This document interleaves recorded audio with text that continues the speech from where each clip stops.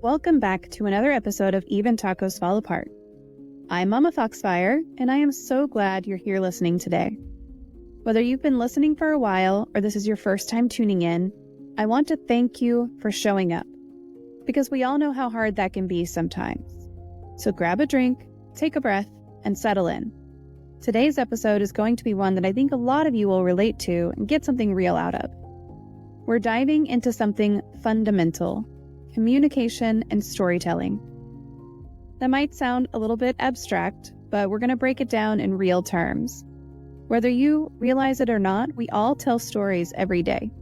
It's in how we explain ourselves to others, how we make sense of what's going on around us, and even in how we understand our own experiences. Stories are a way of communicating, not just with the world, but with ourselves.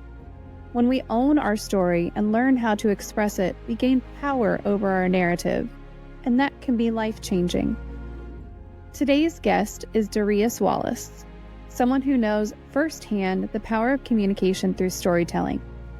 Darius has had an incredible career as an actor, a speaker, and a coach, but he's also been through some heavy stuff. He's faced anxiety, depression, poverty, and the struggles that come with growing up in a place hit hard by economic collapse. He didn't just get through it, though. He used storytelling as a way to connect, to heal, and to find purpose.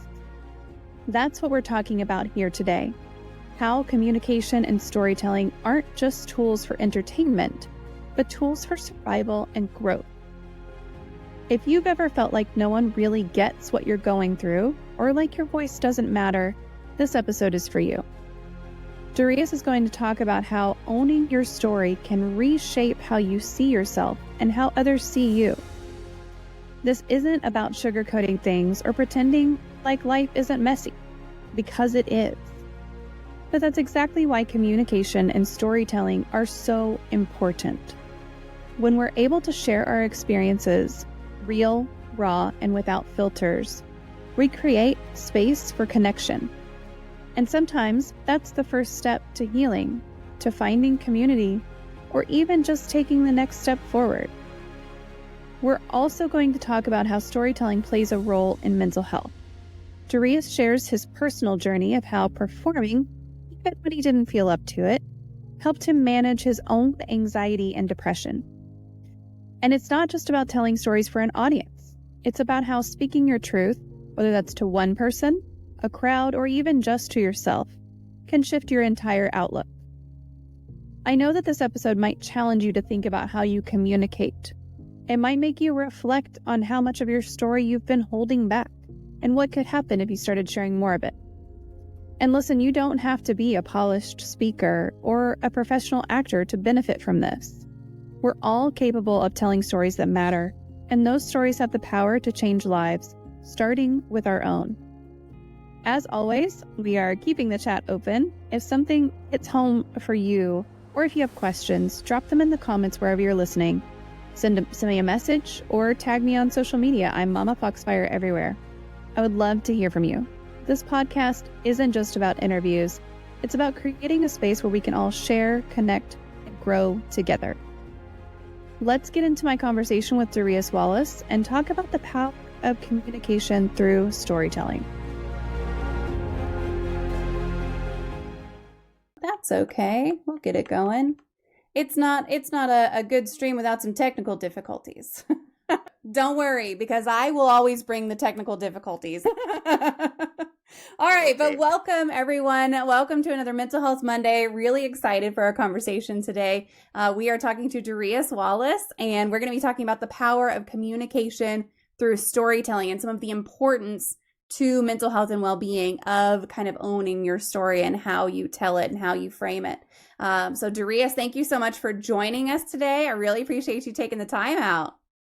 Thank you. I really appreciate it. Glad to be here, and glad to be here on this day, Memorial Day, and this month being Mental Health Month and it being Monday.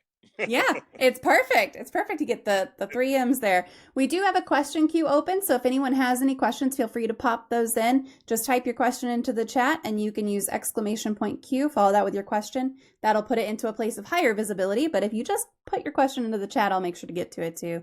But before we dive in, let me introduce you. So Darius is no stranger to stories. He's been in several Hollywood movies and is a founding company member of the Tennessee Shakespeare in Memphis, and he has performed all over the country in thousands of schools, universities, and theaters as Frederick Douglass. He has also been the TEDx Memphis coach for 7 years. He's a practitioner of Tai Chi and Qigong and teaches methods of self-improvement through meditation. Even though Darius has had all of these achievements, there was a time when he was broke and broken. He struggled with anxiety, depression, fear, limiting beliefs, and suicidal thoughts. He was born in Flint, Michigan during the time that the GM automotive shops were closing, which left families without jobs. And when he was 13 years old, he found himself involved with the mean streets of Flint, Michigan, which led him to being in a street gang. One day there was a miraculous intervention when the vice principal of the school gave him an alternative, the destiny of jail or the destiny of his dream.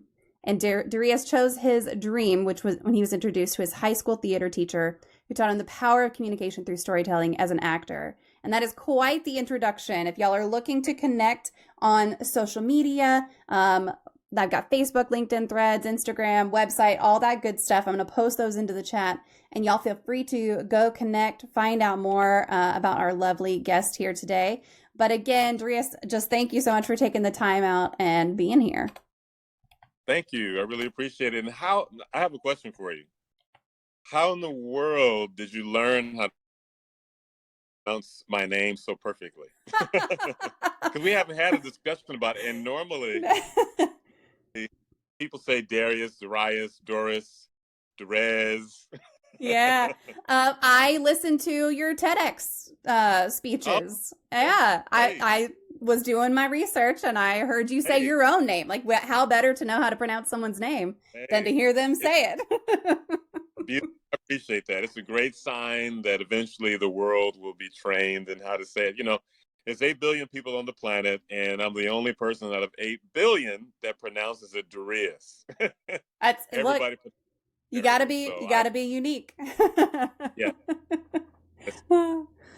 Great, so great. that bio just like set up for all of these different things that you do. What do you enjoy doing when you're not busy with your speaking and your acting and your coaching practices? Streaming movies. Yeah. Sitting back and streaming television show. I love stories. Yeah. So streaming television, streaming movies. You know, I do practice Tai Chi meditation. I do consider it a practice, though. So even though it brings a lot of serenity, what I really do when I really want to chill out is I stream.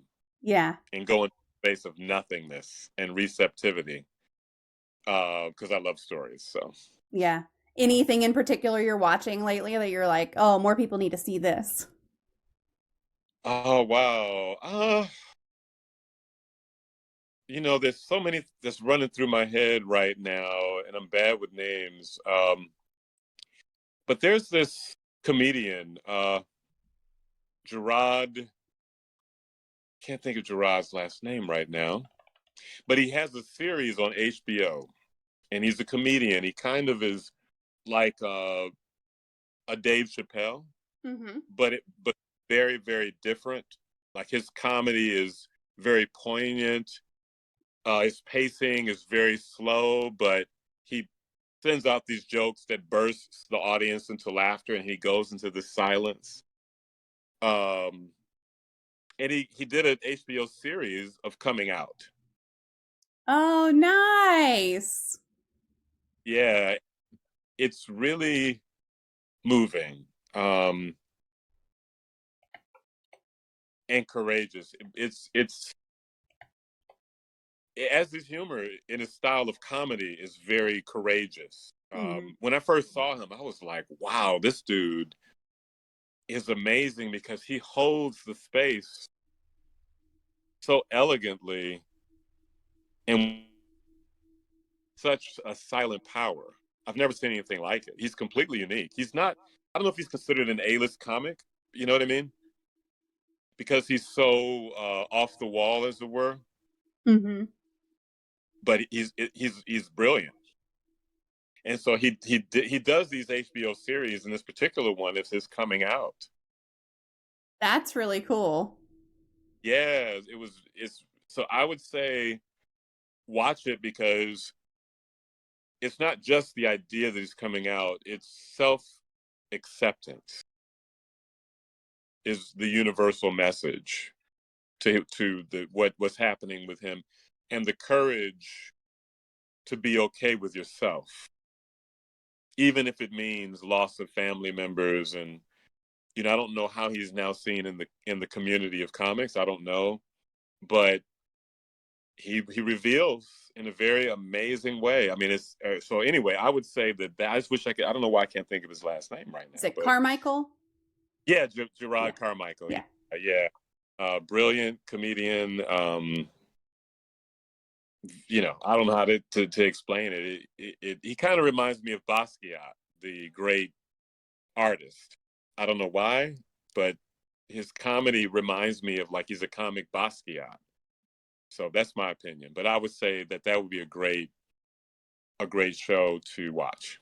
Yeah, I love that, and I'm always looking for different things to watch. So I'll have to add that to my watch list because I'm not familiar. So I'll look him up for sure and give him. And you said he's on HBO.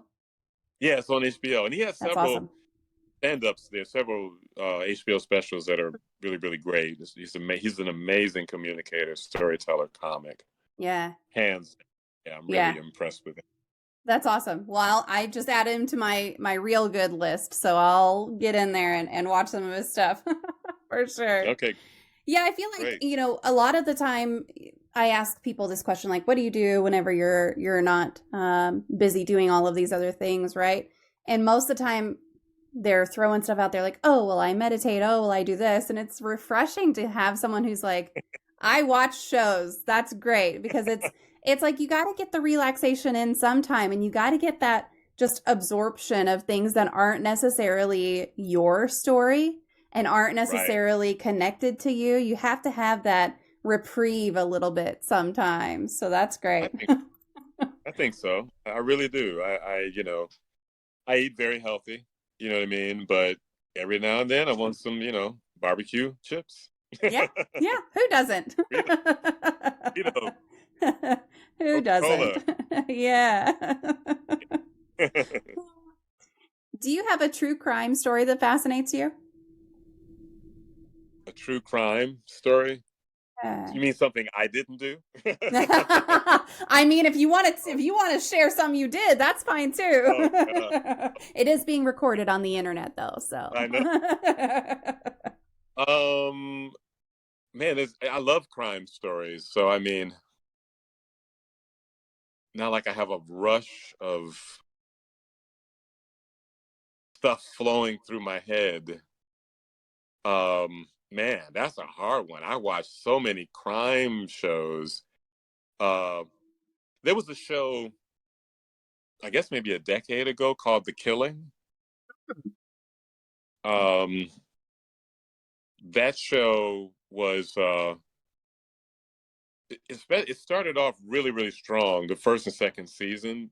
What was interesting about that show was it really did well in keeping you guessing who the murderer was. And you always believed you knew who it was. Yeah. Only for it to come up that it wasn't that person. And I mean, it did that for, I think, about 3 seasons, maybe. But I would say that show made quite an impression on me, because at the time it was very original.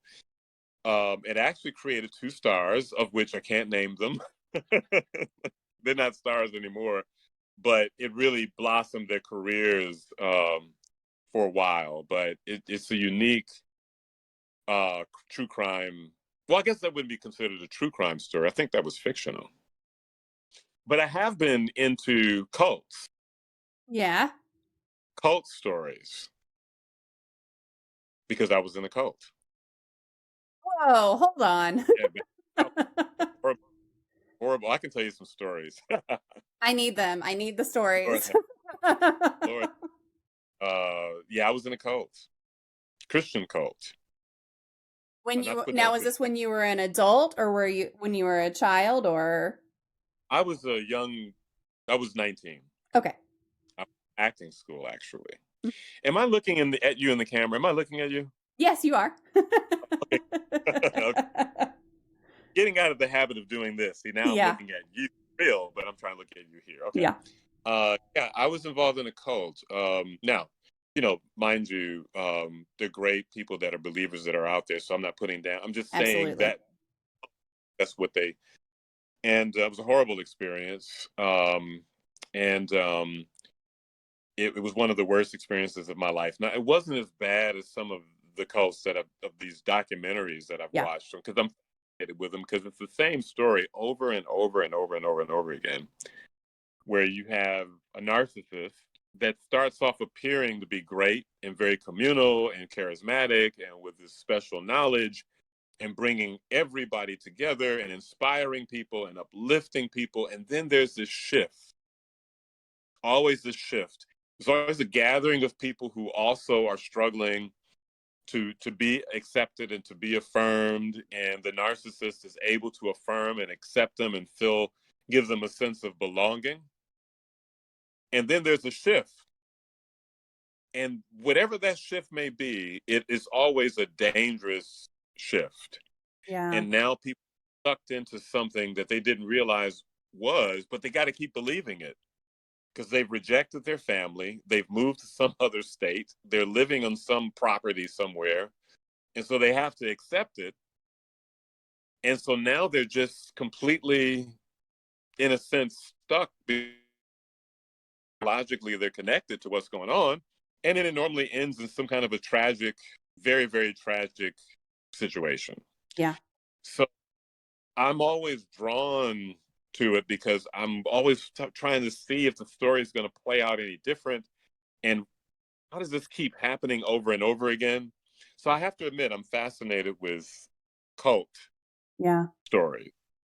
Yeah. I mean, it's really incredible. Just and there are so many documentaries right now about different cults and everything. And you're right, it is. It's always the same story. It's always someone found a way to prey on a group that was marginalized or disenfranchised and get them engaged in this new, oh, this belief system or this method is what's going to bring me that fulfillment or anything like that. And yeah, Yeah, the story's all the same. It never ends well.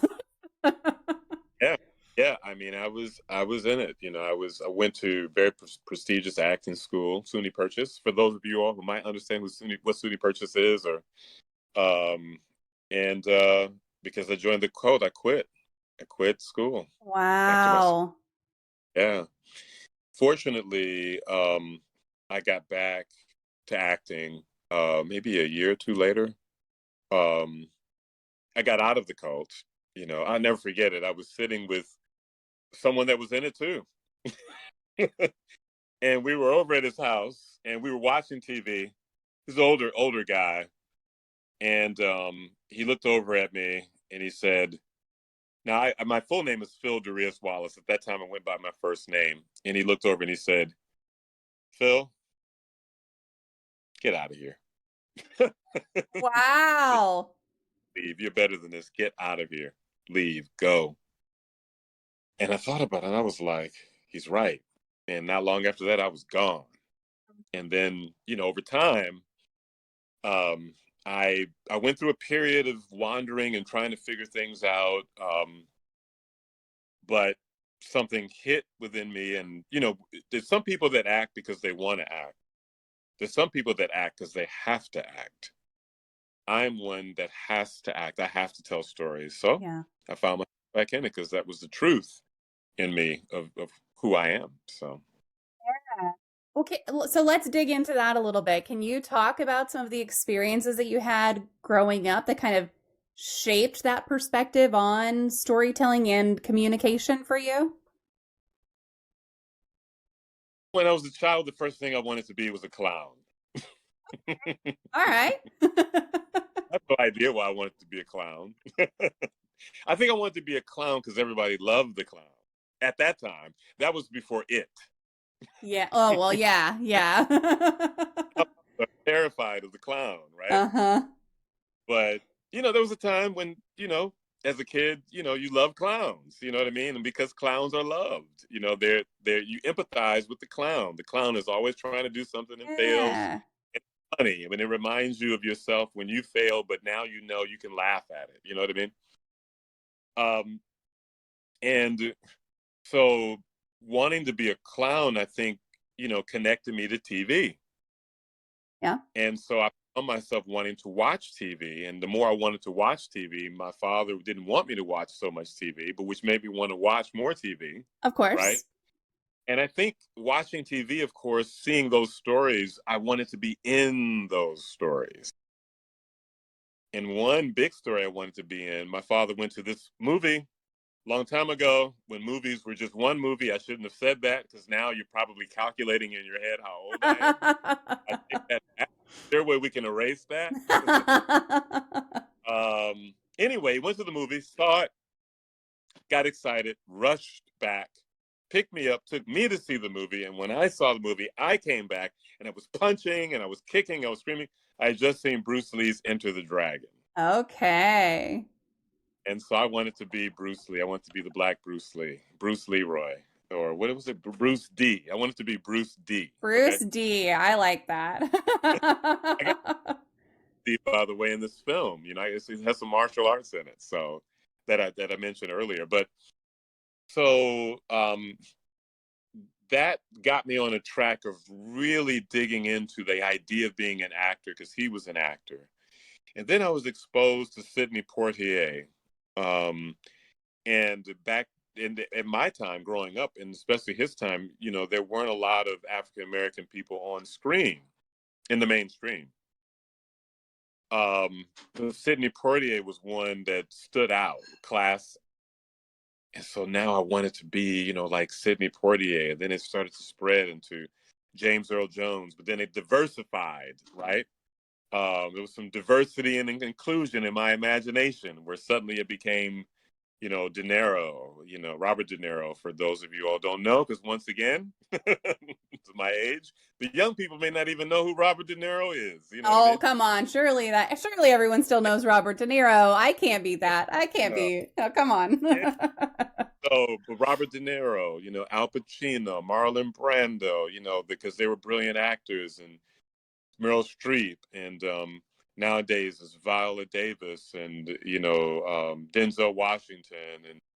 But my point is that the admiration for all these film and television actors, and seeing great one-person show solo performers, Sarah Jones is one of them, and I can go on and on and on, that I fell in love with being the performer in the story. I still really wasn't a storyteller per se, because I was just approaching it for being one of the parts, one of the pieces of the story. So I think at a young age, that kind of prepped me for, and storytelling was the answer to a lot of things. It got me out of the gang. It also got me reading. I had trouble reading when I was a kid. I think that there was something there that I needed.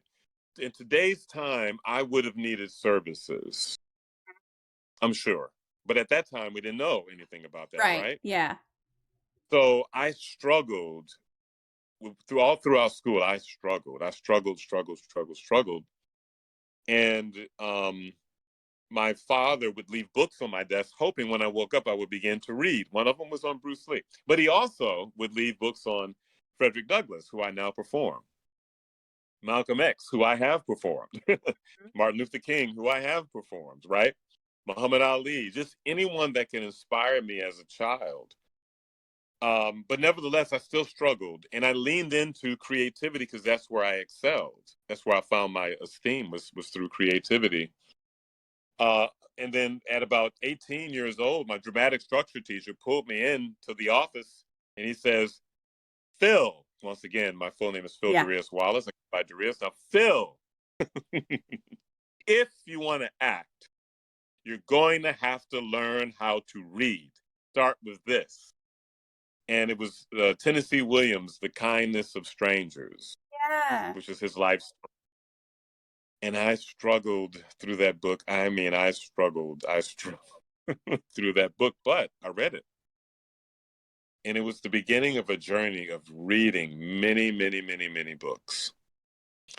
And I think that eventually, as I accidentally became a speaking coach, helping people that need to communicate, whether they're CEOs or people that just want to do speeches, or, you know, whatever, the influencers, the list goes on and on.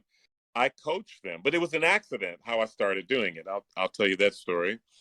But when I started to coach them and I started to introduce them to my world of theater, I began to experience the power in storytelling because I saw transformation in their communication and in their presentations.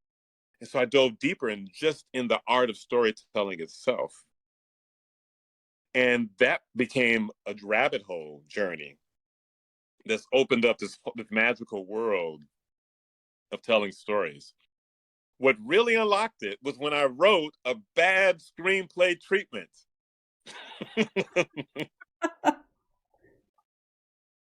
Horrible. I thought it was great, actually. I thought it was great. Yeah. Well, I mean, you wouldn't have written it if you didn't think it was great, right? Fantastic. Maybe it was fantastic, but there's a director here. I don't know if you know the name Craig Brewer, but he directed the movie called Hustle and Flow. He also directed the remake of Flashdance. He did a remake of Coming to America. That was him. And Dolomite Is My Name. So he's a friend of mine. So I gave him my little treatment, thinking he's going to love it. This is going to be great. We'll have a great discussion. Yep. Darius, let's have coffee.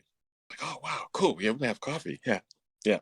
So we get together, and he was like, Darius, I'm going to help you out.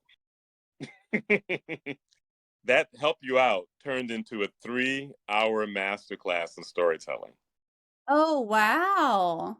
That, like, one-on-one? That's amazing.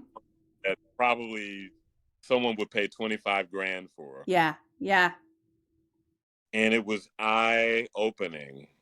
I mean, eye-opening in amazing different ways. And I was thinking, this could work for storytelling in general and public speaking in general. And so I studied it and I included it. And to this day, I'm constantly searching and finding for other methods of telling story, because it is a rich, very rich art, and it benefits you, has the same effects on you as practicing yoga.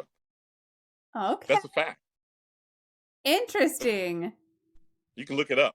Yeah. It lowers your blood pressure, causes better blood flow, breath flow, eases anxiety and depression, it massages your muscles your organs from the inside out, so that it causes weight loss. Because it burns from the inside out, like yoga does. Probably because you're using your whole body, like what I'm doing now when you're telling stories. You really, everything is invested. So, you know, to answer a very long answer. That's okay.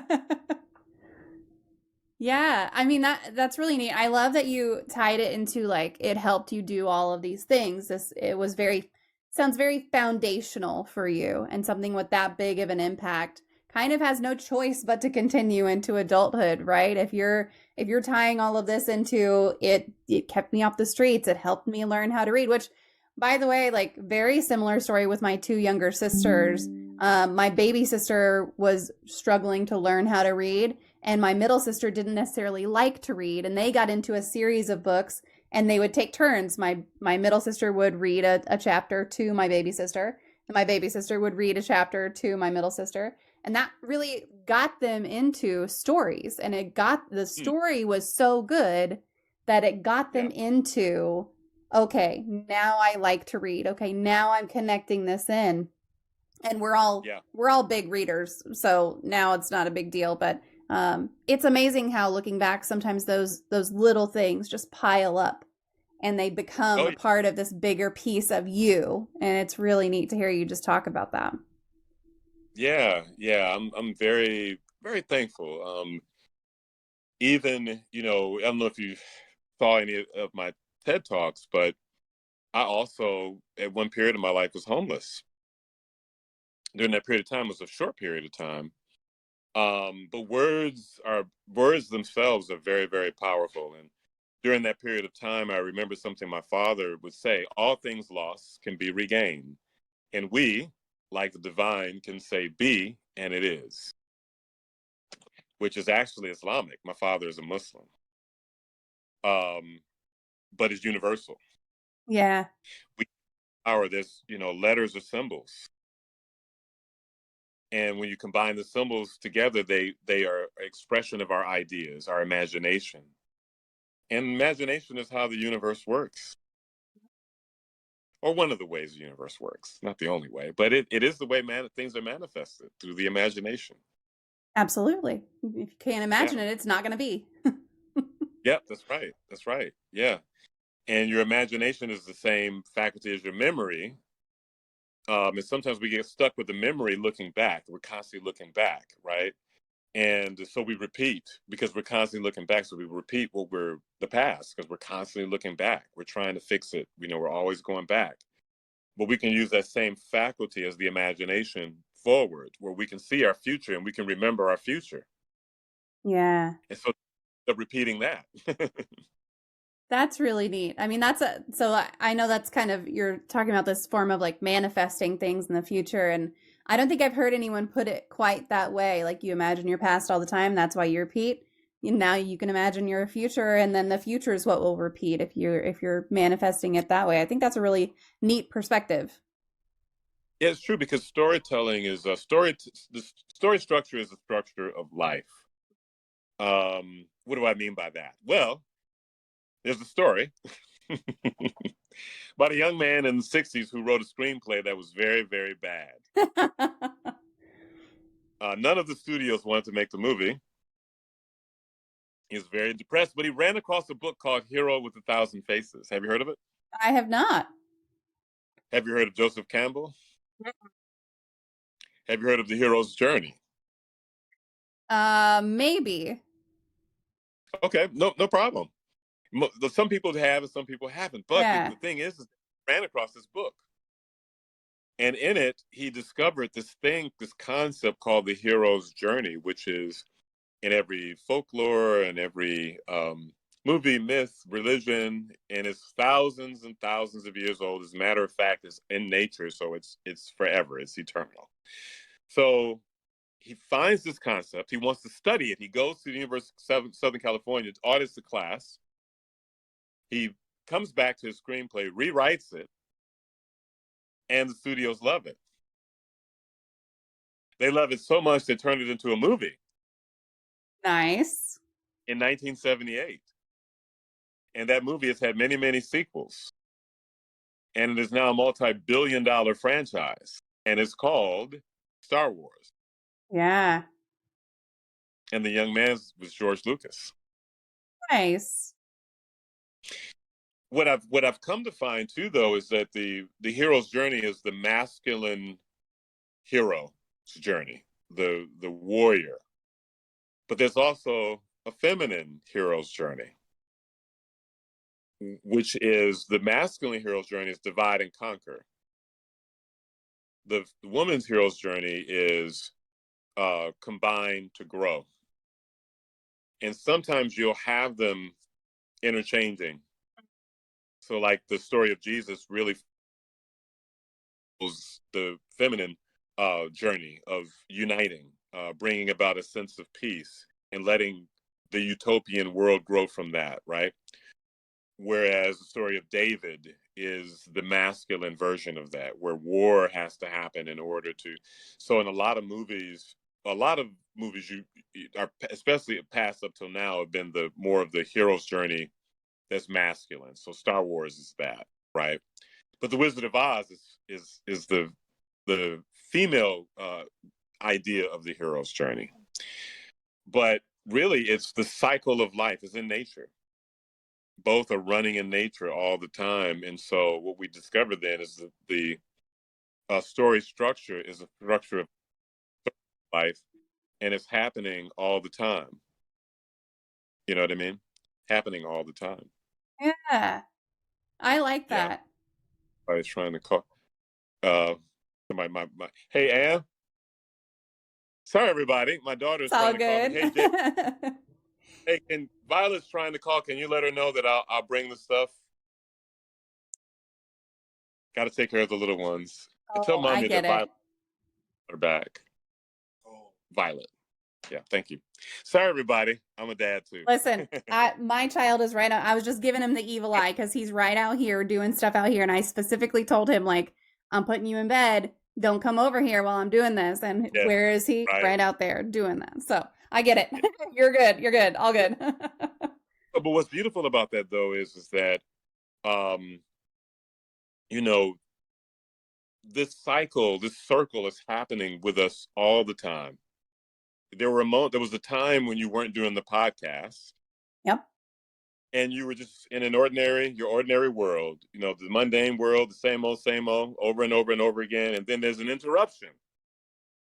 There's a call. Yep. Something calling you to this world of podcasting that you know nothing of.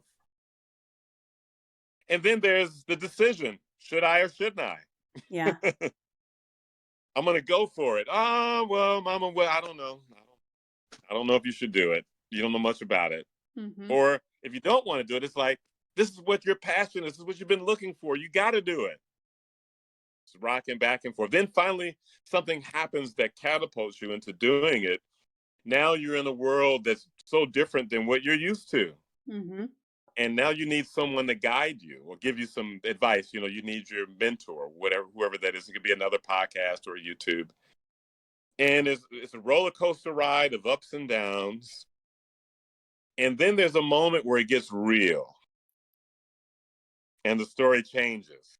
And it ain't a roller coaster ride no more. Mm-hmm. As a matter of fact, it's getting kind of shaky. And now you're moving up against something that's challenging, and that challenge is coming at you, and you've got to figure something out. And then there's a moment where you can't figure it out, and all is lost. It's all is lost moment. And then there's a dark night of the soul, where you're wondering, why in the world did I decide to do podcasting? Mm-hmm. But then, and there's always a but then, you remember something you learned, or something that you remember from way back that your mother, your dad, or your friend, or whoever, or your cat taught you, that is going to give you the strength to press forward. And so Mm-hmm. you do, and whatever that challenge was, it doesn't look so big now. The dragon is not as big as what you thought. The Goliath is not as big as what you thought. Nobody else can see that you can overcome, but you can. And so they follow you, and so you do. And you take whatever knowledge or wisdom you've gotten from this journey, from your extraordinary world, and you bring it back to your ordinary world to make it extraordinary. That's the hero's journey. I mean, listen, everything I know you don't, I'm sure, well, I guess I don't know. I'm sure you don't know what my journey with podcasting has specifically been, but it's what you just said. Yeah. It's in us. So we're drawn to these stories, because we're made of it. Yeah. And the universe itself literally is playing out this cycle over and over and over again, all throughout nature, all throughout the sun, moon, and stars. Birth, life, and death is happening over and over and over again. So we're drawn to it. And so as storytellers, speakers, professionals, actors, it's worth it for us to work on it. Because one, we work on ourselves in the process, but two, we bring medicine of the soul to people. Mm-hmm. So I like that. And we've got a great question in the chat that I want to make sure that we get to. And it kind of ties in with what I was going to ask next, which is about storytelling in general. But Tib asks, what are some methods to hook when trying to tell a persuasive story, like trying to teach a lesson with a story? There's a point at the end, so hold up and listen. Like how you get them to continue listening to get to the end of the story. And Tib, thank you for that question. Conflict. Thank you, Tim. Yep. Conflict. So, Tim, 5 P's. Purpose, person, place, problem, payoff. Right? Tim, let me tell you a story. There was a young man 30 years ago who lost his will to live. And he carried pills in his pocket for the day in which he would do it. Mm. And one day he was on a subway train, and across the way was another man. And this man, oddly enough, was sitting in lotus position. He was like a yogi. And the young man had always wanted to learn yoga. So he said, are you a yogi? And the yogi said, I am. The young man says, do you teach yoga? And the yogi said, I do. And the man said, will you teach me? And the yogi said, I will. And the young man said, how much? And the yogi said, nothing. So the young man ritualistically went to the yogi's home, but the yogi noticed every time the young man came, he was very, very sad. So he sat the young man down and he told the young man of a time 30 years prior when he was young, the yogi, and he lost his will to live. And he carried pills in his pocket for the day in which he would do it. And he did it. He took the pills and died. And as he was hovering above his body, he saw his family members coming in broken because of what he had done to himself. He was so young at the time, and he wanted so bad to have a second chance at life. And he hoped that he could live again. And he found himself back in his body, alive. And he said from that moment on, he would dedicate his life to making other people happy, and he chose to use yoga to do it. Well, when the young man heard that story, he slowly took the pills out of his pocket. And the yogi said, so this is the reason why I told that story. He says, you have a choice to make. You can leave those pills on the altar of Ganesh, or you can take those pills with you and do as you will.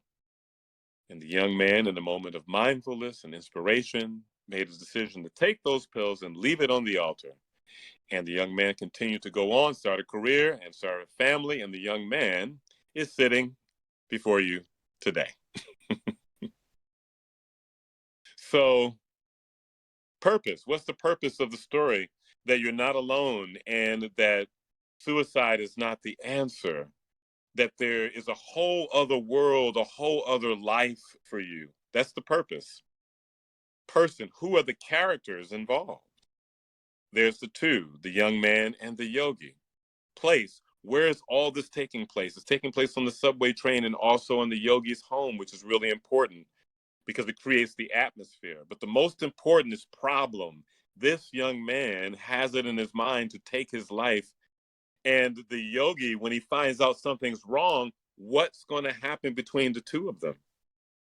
And then the payoff. The payoff is the discovery that the young man didn't take his life. And as a matter of fact, the young man is talking before you right now and has lived a whole few decades that would have been lost had he taken his life. So, Tim, purpose, person, place, problem, payoff. Those 5 principles can help you engage. You connect the purpose to the payoff, and you always have the problem within there. You don't forget about the characters and also the atmosphere of the place where it's happening. I like that because you're making sure to kind of give all of the information, and you are keeping that engagement. You are giving them that hook of that problem up front, and then how do you get to that ultimate resolution? Whether that's a happy ending or sometimes not so happy of an ending, but you're giving them the piece of the story, the pieces of the story. It's just holding someone's hand and taking them through the story, because you can get really lost in the details of a story sometimes. I just finished a series of books where I was like, boy, you need to get to the point. Right. Yeah. And so if you're taking them through something and you're holding that reader's hand or that audience's hand to really say, here's where we're going. I'm going to lead you over there. And here's all the places we're going to stop on the way. But I like that. The 5 Ps. That's excellent. Yeah. Now you just talked about, kind of those suicidal ideations, and it sounds like a little bit of depression. So how can storytelling, I mean, obviously those kinds of conflicts in someone's life could create a story to tell later, but how could storytelling help someone who is dealing with anxiety or depression or other challenges, how can telling that story help them cope and overcome what they're facing? Sure. Well, my own personal experience with it, when it was revealed to me, even before I researched it and did a TEDx talk on it, um, I was going through a really dark period, and I was heavily involved with Tennessee Shakespeare, and the artistic director um, called me up and says, "Hey, I want you to do Mark Antony and Julius Caesar. It'll be good for you." And I was like, "Oh man, I am at this stage of my life. I don't think I can do it." It was just one of those things where it was just, it's a complex character, and there's this 4-page monologue that he has, and I was just like, psychologically, I don't think I can do it. And but to make a long story short, I made a decision to do it. Mm-hmm. But what ended up happening was every morning when I got up and I started to work on it, I started to feel a release of the anxiety and depression that I was feeling. And the more I worked on it, the more I felt a release. And eventually the depression completely went away, and did the performance. And then I realized that even though my artistic director was saying it would be good for you to do this, he was saying it would be good for me as an actor. Mm-hmm. But what he didn't know was that, no, it's going to be good for me as a human being.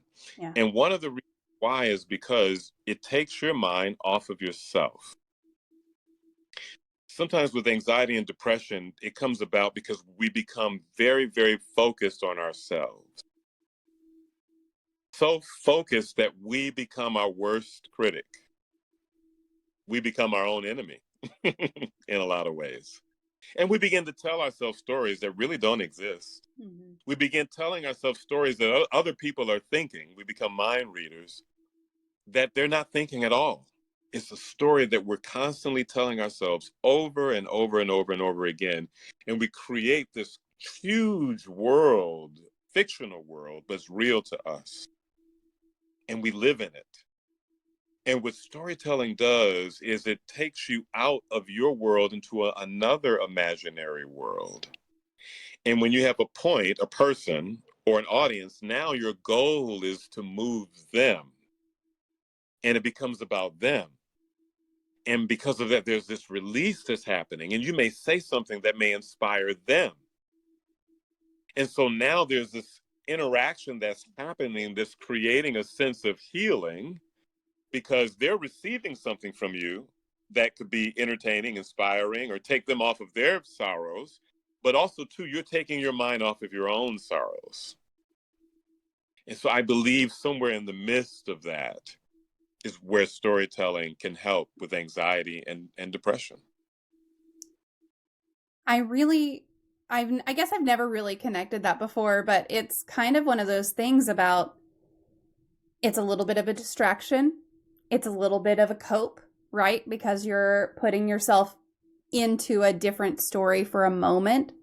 But it's very similar to reading and gaming to me. The way that you were just describing that, it's very similar to, you go read a book and you're taking yourself out of your mind. You play a game, you're giving yourself that distraction a little bit.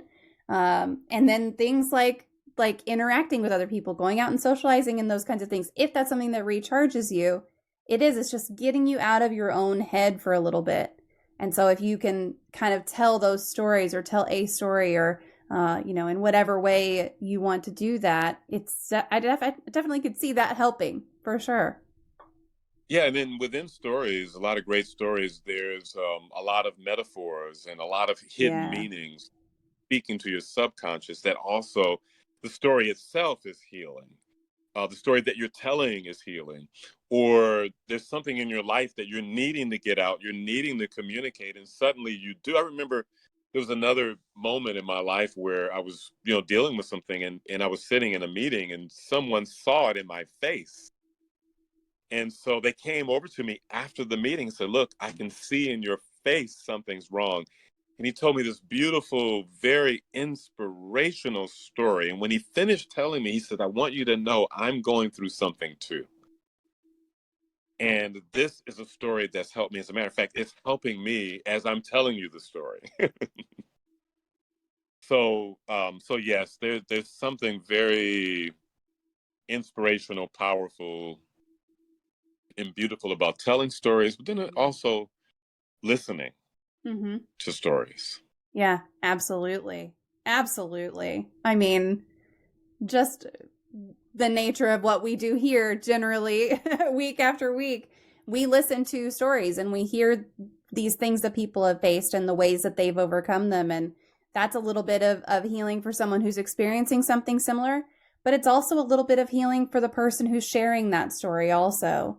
And especially if you're driven by that need to help others and to really kind of put out there that there is light and there is hope, telling that story can be super, super helpful and really healing. Yeah. Absolutely. Now, do you think that there are some people who wouldn't benefit from storytelling? Do you think there are some people who would be more on the listening side would be helpful versus telling a story? Or, does that have to do with public speaking anxiety is one of the ones that I'm thinking of? Yeah, I deal with that when I'm working with clients in particular. I think first to discover for yourself that it's okay being an introvert. I'm an introvert. You would not think that. Yeah. It's been the coaching and the speaking, a lot of the techniques that I teach, I practice, which makes it seem like I'm an extrovert, but I'm really naturally an introvert. So first, to become okay with being an introvert, and really the most powerful word in communication is listening. So there's nothing wrong with that. There's nothing wrong with being receptive to it. But I will say that we as human beings are not made to just receive. Mm-hmm. We're also made to give. Because even though you're shy, even though you may not feel comfortable around people, all of that, believe you me, I can relate to. I know, even though I'm an actor and storyteller. But it was a time in my life when, for sure, even as an actor, I'd rather not see anybody after the show. Just let me get to my car, get home, and be finished for the night.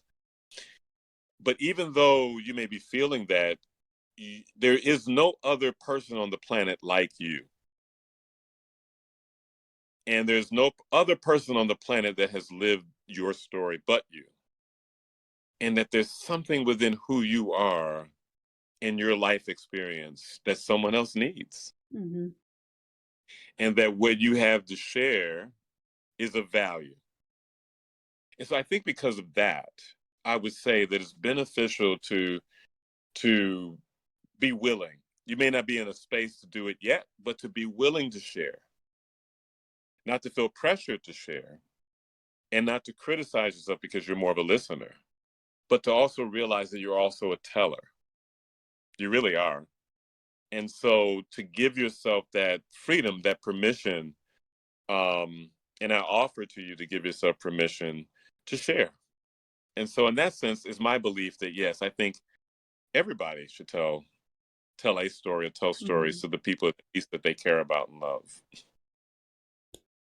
I really do also believe, I feel like you and I could just be friends because I really do believe we are, when you give, when you're not just taking from other people, listen, I've dated some people that this might not be true for, but when you're also giving and you're not just taking from other people, you get that feeling of fulfillment a little bit, and it gives you hope that there's someone else out there doing the same for other people for what you're doing. So I fully believe that we as humans are meant to give back, whether that is something small just within your family unit or with your kids or at work or whatever, or on a larger scale. I think that there is something to, you got to give back in some way, shape, or form, no matter what that looks like. And it can look different for every person. Yeah. There's something magical. As a matter of fact, this book called The Magic that's dealing with gratitude. And so there's something, a connection between giving and Thanksgiving. You know what I mean? Giving and Thanksgiving, there's a connection there, and it opens up, it releases something, it seems like, in the universe that it enables us to have more fulfillment because we're emptying ourselves of ourselves and then being filled up with the next, energy of, inspiration or what have you. I think when we try to train, you know, as you say, I practice Tai Chi and Qigong, right? Well, the old Kung Fu masters, because Qi really is a force, and you can build up that force, and they practice building up this force because they practice fighting. They were combative, right? So they would build up all this energy and they would hold it because they knew if they held it, it would be there for them whenever they had to fight. But what was noticed is they were all dying young. And some were dying of cancer. And what was thought is that when you build up all this energy, this chi, right? Emotion is a part of that. When you build up all of this emotion that's not moving, imagine that, emotion not moving, energy, emotion is not moving. The vibration of it slows down and it hardens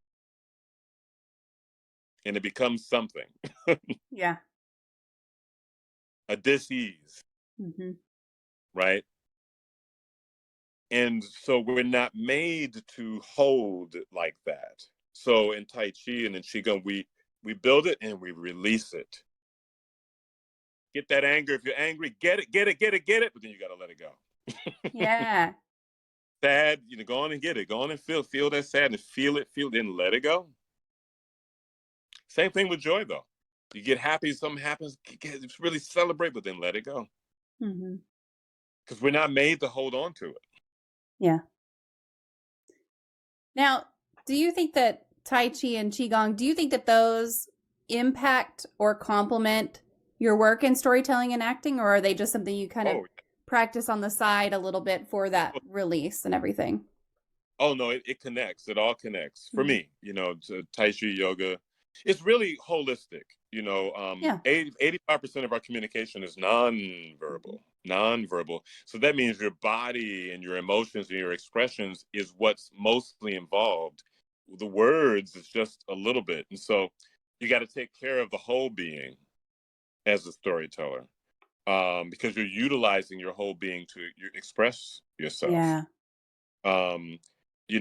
It's really interesting, not to get religious, but when you take the Hebrew letters of Yahweh, and it goes from what is it, right to left or what have you? Because we go left to right, it goes right to left, and it's horizontal. When you make it vertical, it looks like a human being. Oh, wow. When you take the name Allah, which is Muslim Arabic, it's arm, leg, arm, head. Human being. So what am I saying there? That it's, when we communicate, we're expressing with our whole being, not just our words, but even our actions are our words too. So we then want to take care of the whole person. So a lot of times, I encourage my speakers and people that I work with is that the first thing you want to take a look at is, one of the first things we get into is ethos.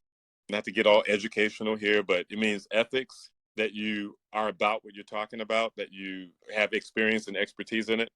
Also, that you resonate with what you're saying. You're not just saying things you think people want to hear. But most importantly, it's intrapersonal communication, is how you communicate to yourself. It's the stories you tell yourself about yourself, right? And if you're telling yourself negative stories about yourself, that's what's going to show up. But it goes deeper than that. It's also how you take care of yourself. How are you eating? How are you sleeping? How are you drinking? Who are your relationships with? How are you inspiring yourself on a regular basis? All of this is included with who you are as a human being. And therefore, all of it is included with who you are as a presenter, a communicator, or a storyteller. Yeah. It all just feeds on itself. Yes. Yes, indeed. What are some specific ways that folks can harness the power of storytelling to either improve their communication skills in a personal context or a professional context? Well, I would say personal context, what you want to do is have what's called a story bank.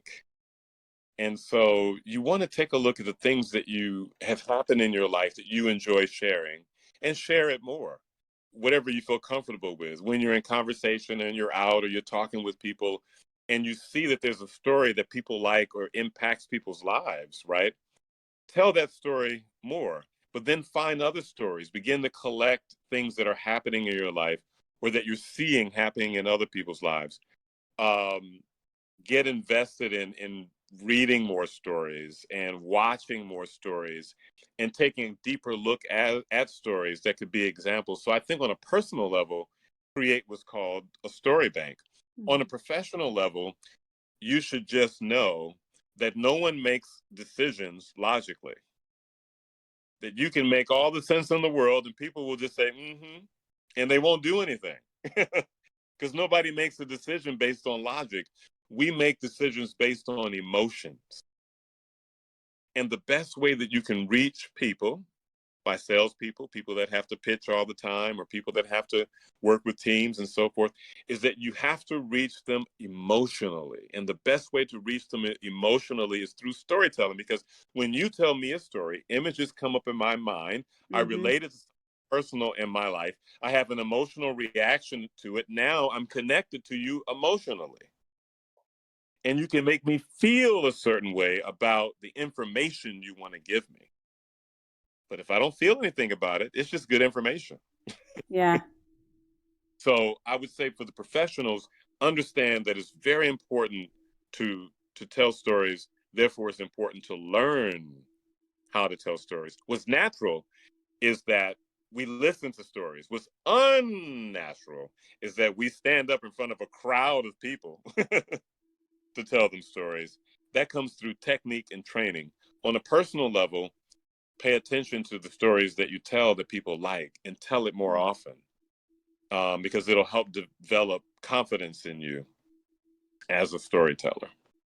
Yeah. I like this comment in the chat. I mean, first of all, Tibbs says I need a story or a picture, and I absolutely agree. But that's what the storytelling brings to you, is that picture in your head. And then what's good, I really like this comment. It says, I usually pretend I'm somebody else when I try to reach people. Because that's putting yourself in someone else's shoes and saying, like, I am considering another perspective and I am making sure to put this in. And I'm going to have to go back to work tomorrow and really look at a presentation that I've been working on and try to weave in some emotion into it. Because I am very much like let's get the logic on the paper. So I'll have to use this tomorrow. I'll let you know how it goes. Most people in the corporate world are, but you want to find, there's a variety of different stories. There's ample stories, there's personal stories, there's stories of other people. There's, I still think metaphor is of a story. Typology is a type of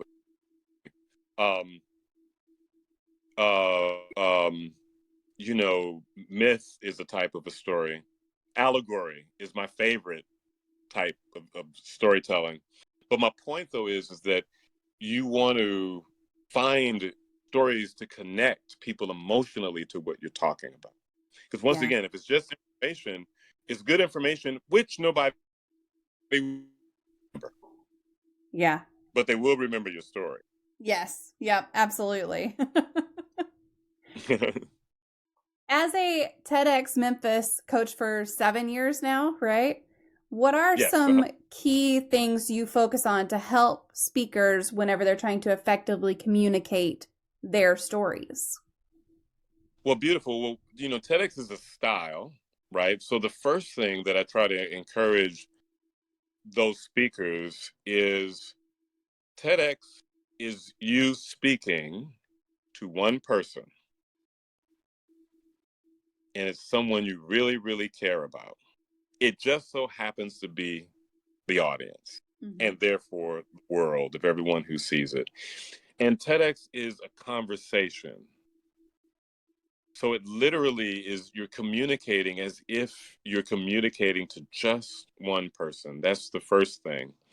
The second thing is TEDx is a revelation. And so you want to first understand the point or the value you want to leave with the audience first, and then backtrack to how you're going to get there. What are those points and the stories surrounding those points to get to the value or the point that the audience is going to walk away with? And how does the beginning, your intro, in order to appreciate the value, you have to have some place to come from, which is a time when you didn't have that value.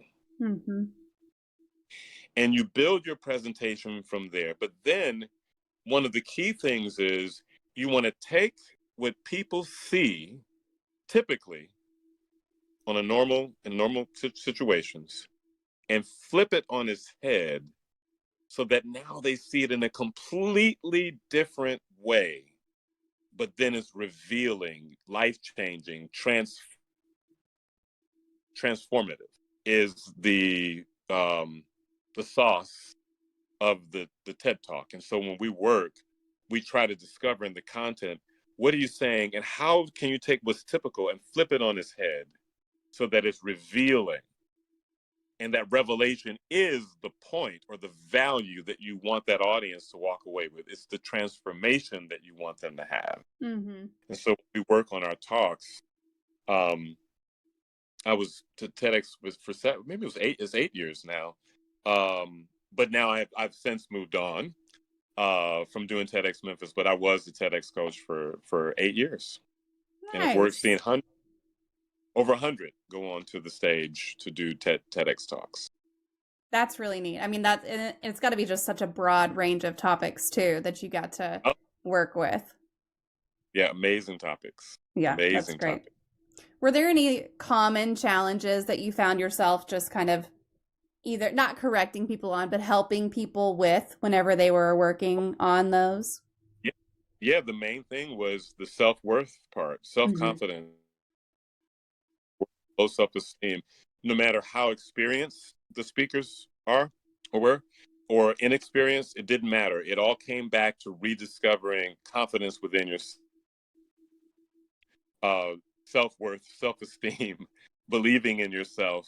We always come back to that and build from there, because no matter what, where we always found ourselves, there was always can't, not, words like that. Knows, you know what I mean? So all I would do is remove it from the sentence, I don't think people will really get into that. I said, that's great. Let's rewrite the sentence, take don't out. Yeah. I think people will get into that. Yes, say it again. I think people will get into that. Well, what happens is when you take those negative words out, suddenly now you see possibilities. So that even if the topic isn't, or the content isn't where you want it to be, at least now you've accepted what may be possibly working, and now there's possibilities to create more. But when you get into don't, can't, and all those things, you shut it down, and now you just freeze. And I've seen that too. So I work people out of it by changing the story that they tell themselves. And so that's what I normally have to do. Yeah, I like that. What's Good has another comment. They said, I find it harder to tell a story with a group of 5 to 10 people. One person or a larger group, it gets easier. Do you ever work with people to say, like, fine tune it for a different group size, or if you've got a person who's like terrified of large groups or medium-sized groups, what advice do you have for them? I would say 2 things. One, you do want to understand that the room is different. You always want to make it relevant to the room. So if it's 3 people, 5 people, that's a different room than when it's a large space. Sometimes it is easier to speak to a larger group because in a sense, you can feel like you're not seen as much. You know what I mean?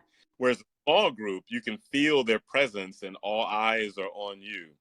But what you always want to stay in touch with is once you're on the stage or on the platform, it's no longer about you. You want to make it about those 5 people, that there's something within your presentation that's going to help those people out, the smaller group. And that understanding that is the first thing. And it's the same thing in a larger group. But the second thing is you want to anchor yourself in techniques that can help hold you in the space so that you're not just going off the fly, or you're not just working with material that you haven't quite prepared. And even if you have prepared, that's still not rooted in a journey. A talk or a presentation is a journey from beginning, middle, and end. So techniques are what can help guide you, so that whether you're speaking to one person or you're speaking to 1,000 people, you're anchored in the techniques in such a way that that's what's holding you, that's what's bracing you. And a lot of times when people are afraid or there's anxiety in public speaking, it's because, the techniques are not there, because it seems natural. You get up and you talk. But when you get people to get in front of people, it's like saying, hey, we're going to go to Iowa and I want you to fly the plane. Just go with the flow. Yeah. What? Yeah.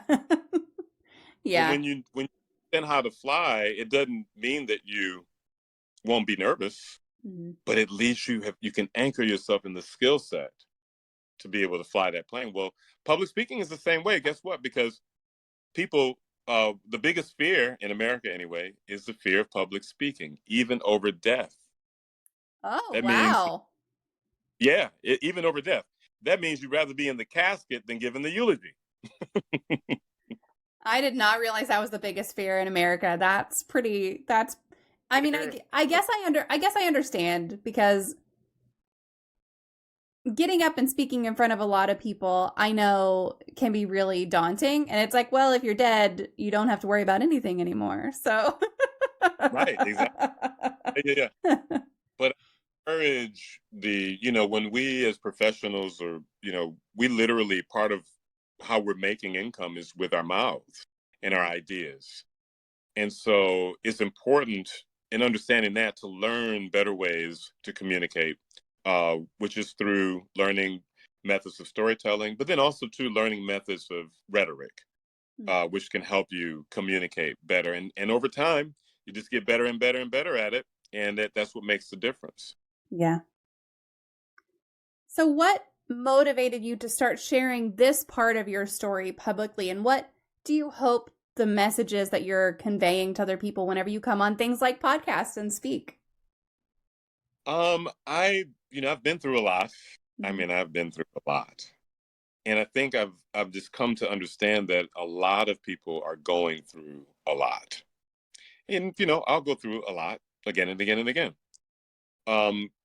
I like to tell my own personal stories, because when I've heard stories of people's, trials and tribulations and how they've overcome them, and their wins and what that meant to them, it spoke to me in such a way where it helped me understand I'm not alone.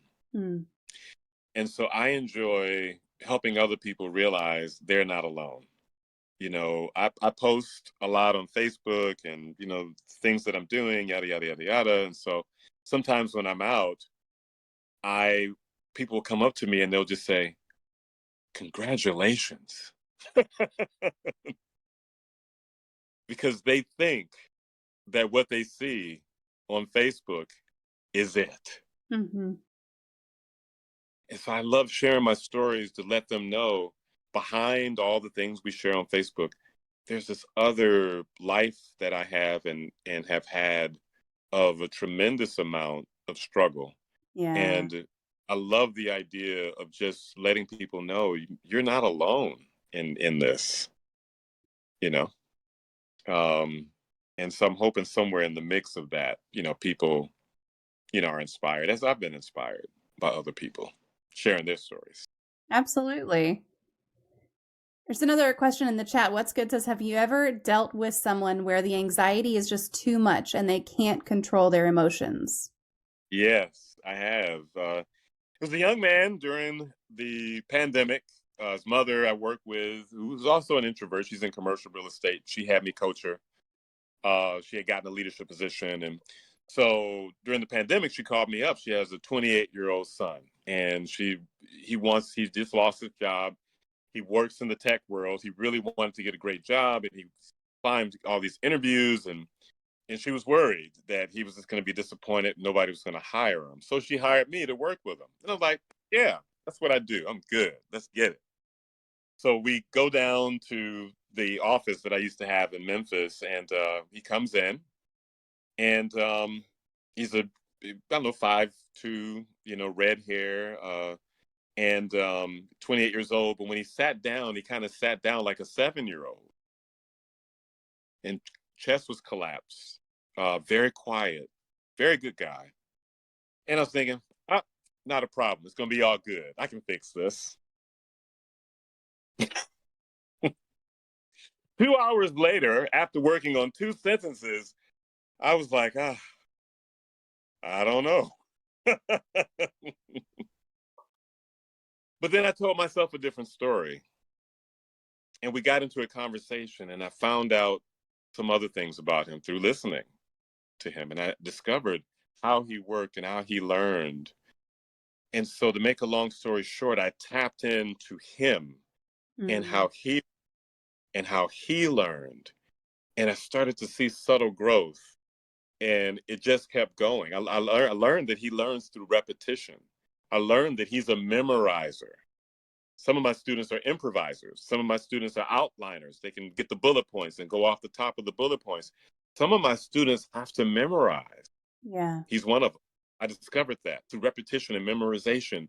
Then we can get the techniques in, because now he has the words. He doesn't have to pull it from the air. It's in him now. And so through the course of time, I noticed that he sat down a little differently.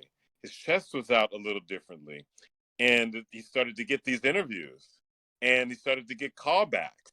And then he got hired at the very place where he wanted to work. And after he got hired, he was still getting callbacks. And he got hired at another place. A year later, his mother calls me and says, he's moved into leadership. A year after that, she sends me this text. He's won an award. And I give him a call. At the time when I first met him, he was living with his mom. He's bought a house. And so that was a time when the anxiety was overwhelming. The introvertedness was amazing. The lack of confidence was phenomenal. Mm-hmm. But we found a way. In particular, he found a way. Yeah. And it's just kind of tapping into whatever works for that individual, right? Yeah, whatever works for the individual. We all learn differently. Mm-hmm. Yeah. And I think if that's something that you're facing and you're really struggling with it, and you're in a place where you need to get into a spot where you're more comfortable speaking, working with someone like a professional coach is where that's going to get that help for you. Because I don't know that there's a magic bullet of, if you're struggling with public speaking, if you're struggling with this, if you're experiencing this anxiety that's too big around public speaking, I don't know that there's one thing that someone could tell you. I think you really got to work with someone one-on-one. I think so. I mean, I would love to work with your audience, but even if it's not me, finding someone or something or some place that can help you communicate better, it'll open up doors for you. Yeah. I understand what it feels like to be an introvert. At 13 years old, I almost flunked my first acting class at 13, because every time I stood up in front of people, I would always forget my lines. Until someone saw something in me, and my high school theater teacher, and pulled it out of me. But even then, I would hide, as actors shouldn't do, but I used to do it, hide behind the characters, hide behind the costumes, hide behind the staging and the words. And when I finished, then I would just want to get past everyone and I didn't want to engage. Mm-hmm. I don't want to go to the cast party. I just want to go home. Right. Yeah. But, I got into coaching and speaking by accident. And that led me into this world of discovery of the power that's there.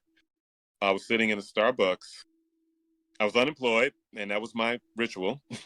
Go to Starbucks, get a muffin and a coffee. I was sitting with my muffin and a coffee. Didn't want to be bothered. My books, so I can get that inspiration going. And in walks Burt Reynolds. Do you know who Burt Reynolds is? Yeah. Yeah, Burt Reynolds walks in. He was a star for the young people back in the 80s and 90s. Burt Reynolds walks in and he sees me. Now, it wasn't really Burt Reynolds.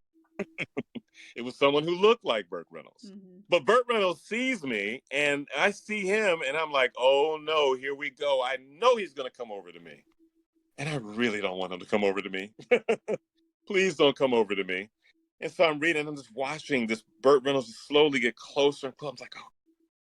And he stops and he looks at me and he sees what I'm reading. It's the Bible. And he says, do you believe that? And I was like, oh man, I'm reading it, man. Yeah, I believe it. I just say, yeah, I do. And he says, can I sit down? I was thinking to myself, oh no, you can't sit down, man. I'm trying to eat my muffin and I'm an unemployed actor. I just want to inspire myself. Please no. But I said, sure, you can have a seat. So he sits down and we get into a discussion. But then he asked the magic question. So what is it you do? Why was that magical? Even though I was an introvert, as an actor, I got to have my elevator pitch. I have to in order to survive an actor. I mastered that. So I told it to him. And he says, I wonder, would you be willing? What I didn't know is I wasn't sitting by Burt Reynolds.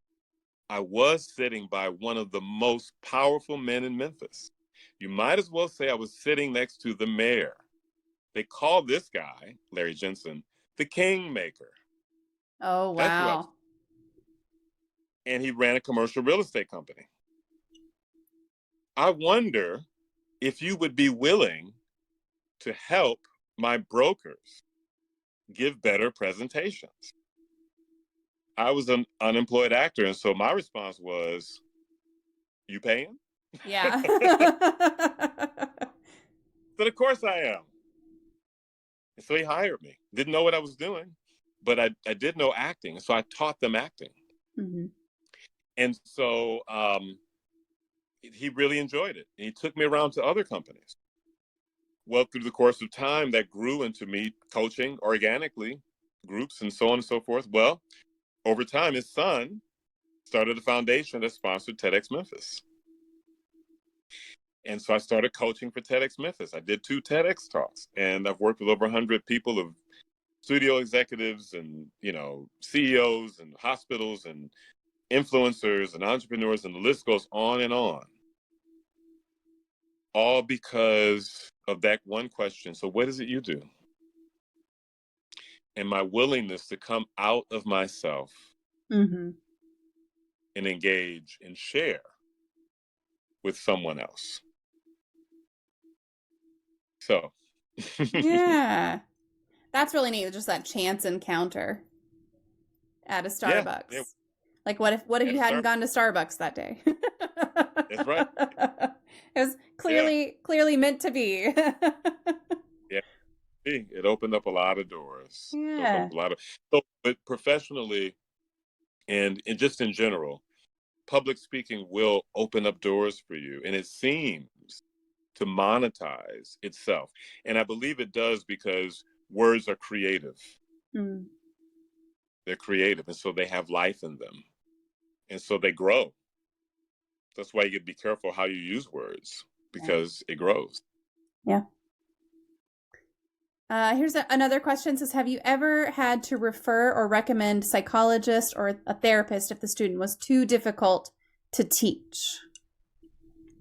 No, I've never had that experience. I do make it I'm mistaken as a life coach sometimes as I'm coaching people, but I'm not really that. And I make it very clear I'm not a therapist. Mm-hmm. But I've never been in a situation where it was,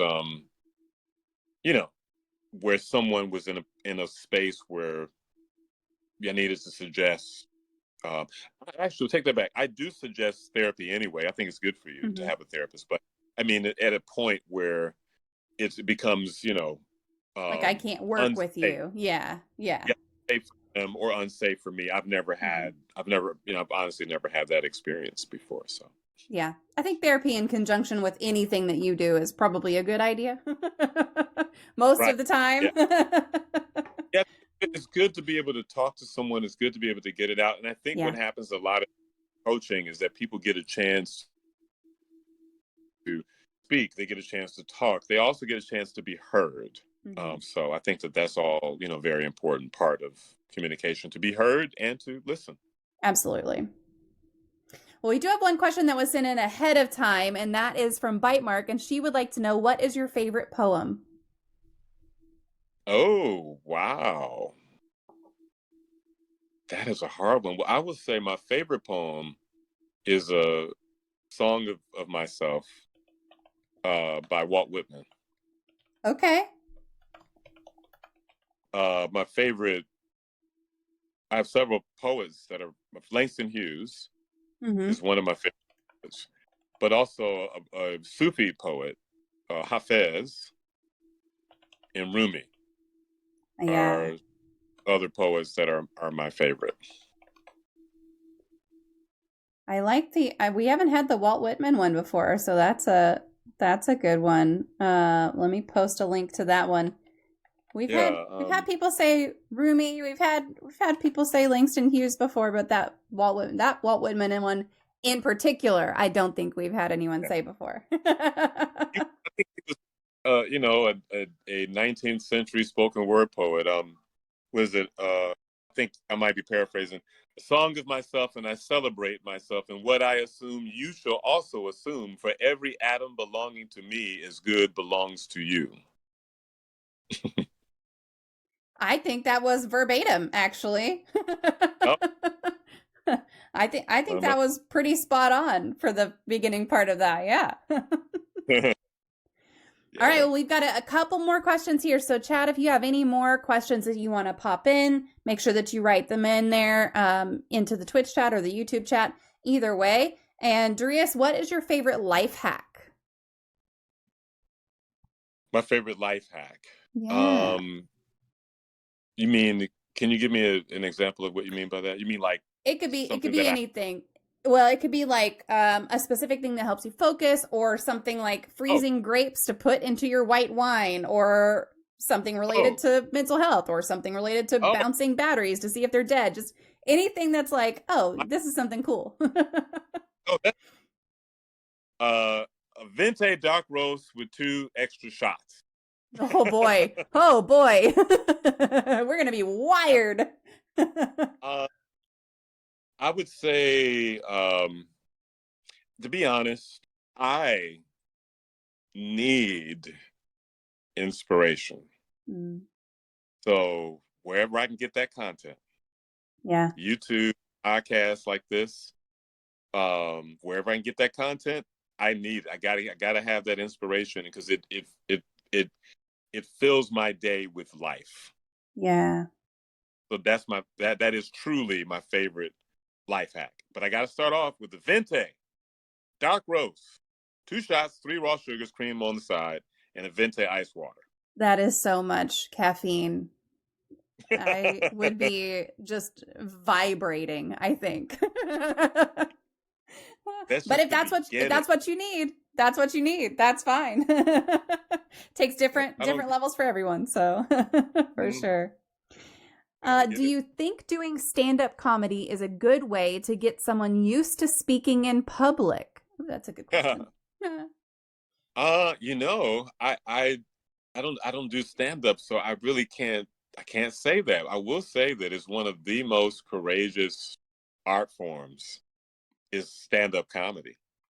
I do know that there are comics that have used stand-up to help themselves. That was therapy for them. So, I think that if you're resonating with that, really resonating with that, hey, try it. You know what I mean?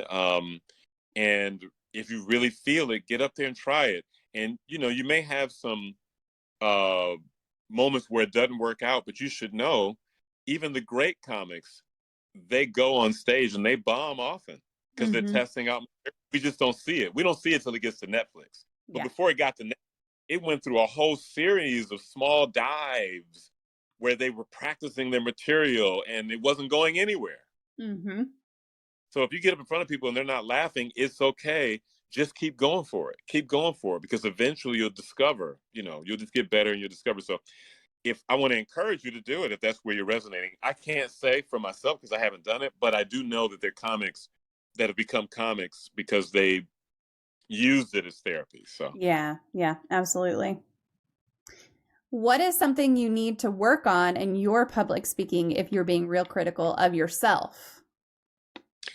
I would say the thing that I need to work on is vulnerability. Yeah, to really be more in touch with my emotions moment to moment. I'm pretty strong on inspiration, so I don't know how much I allow for myself. As I incorporate more acting technique into my storytelling and my presentations, I think I find my way into more vulnerability that way. But I think in general, the vulnerable part is an element to my speaking that I feel like I need to continue to work on, which is not easy as an actor, and it's not easy as a speaker because it's revealing. But it's Yeah. one of the things important to do is to allow for yourself to reveal. And so I would say that would be one of the main things that I would work on more often is the revealing of my vulnerable self. Yeah. It's interesting that you say that because I feel like a lot of what you share is inherently vulnerable. But Mm-hmm. to say like you've got to get in your own feels, because yeah, you can share stuff and not actually be vulnerable in that moment, even if it is something that on the other side really seems vulnerable. So just kind of connecting in with that emotion within yourself. Yeah, I could see that being a challenge and something that you would probably have to continually work at. I mean, honestly. Yeah, I think so. And I think I have such a resonant voice. One of the things that I have to work with other speakers that have resonant voices is the monotone. So I would say too, finding more vocal variety when I speak is something that I'm working on. I need to work on more, but I would say that would be the other thing that I would work on. Yeah. Well, it is time for the magic moment.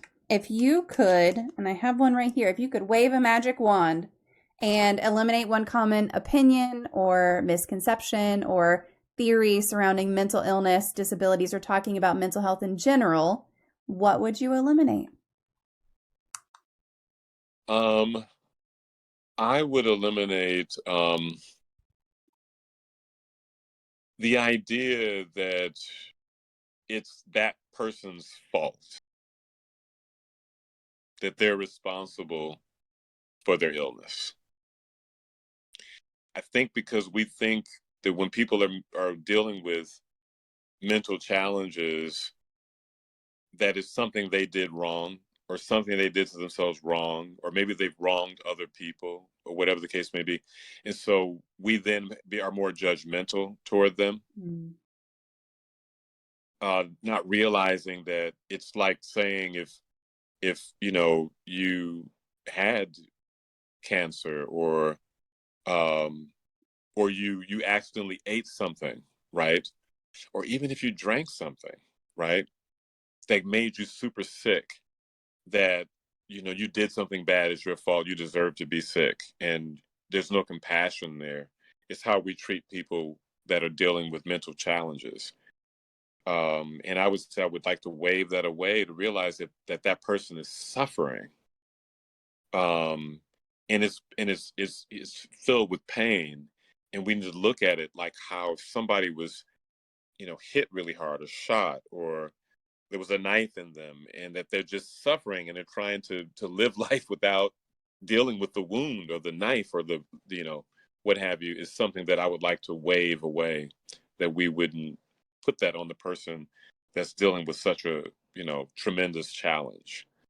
So Yeah, very well put, for sure.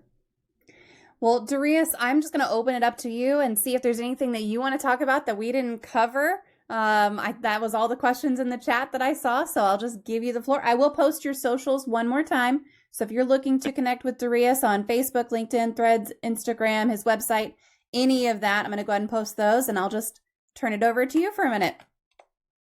I would say, the thing that I've spent so much of my life, like I've only been happy, not even a decade. That's the truth.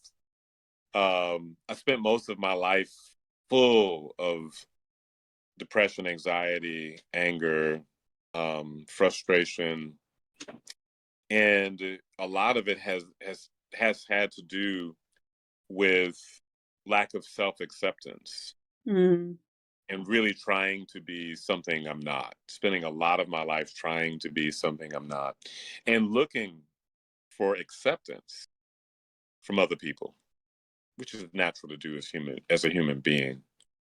But it wasn't until I became more free of that, I can't say I'm completely free, but more free of that something else opened up to me, a whole other world of possibilities.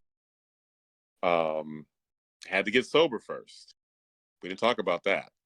I've been sober for almost 15 years, but I had to do that first. But once I did that, to learn to love myself one step at a time, day at a time. And so I hope that your listeners out there, if they don't already, that they could consider that, accepting yourself, loving yourself.